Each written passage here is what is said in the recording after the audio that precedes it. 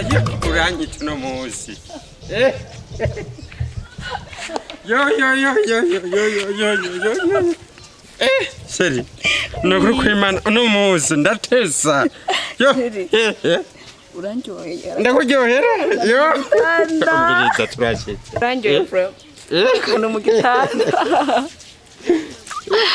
Okay. Muhira wabonye. Nahanyene. Inzira siduanje.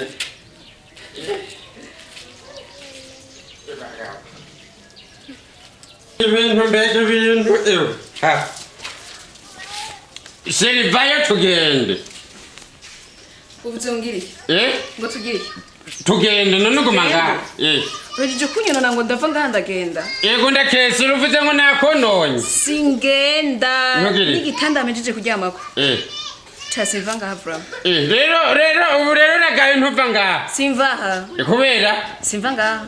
Mu gitanda kutari kurambwira ngo tugende.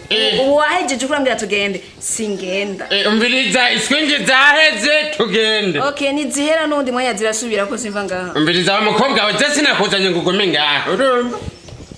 Umbire munzo ugende wanyu. Ngiye nanje singenda kije gitanda je sinokivirira. Ubu rero urabaye kimata. Simbaye kimata. Gusa singenda. Uri kibugu. Singenda uvyumve. Umbiriza je sindi inka ntuguma ngaha. Ugende iwanyu. Nakubwiye ko igihe gitanda sishobora kwivirira nakubwiye simva ngaha. Umbiriza nakubwiye uragenda. Singenda. Kubera? Singenda. Reka ndakwere.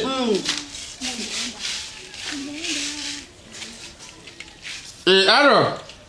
Umbiriza munyaruke ubunyene urumva ndabereka akazi. Sawa. Genda zikugenda. Nugenda. Singenda nakubwiye kanga. Sawa reka nanje ndendere. Reka turindire nanje sawa. Ya. Bro washitse. Naje. Ega nari nase kugukoma ku bugari. Nari nase kugukoma. Urazi impamvu ndagutelefone.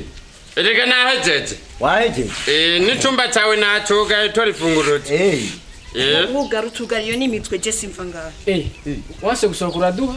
Je simva ngaha, iyo nimitwe bwira benshi ifunguruzo. Iyo ngyasha yizanye mukama.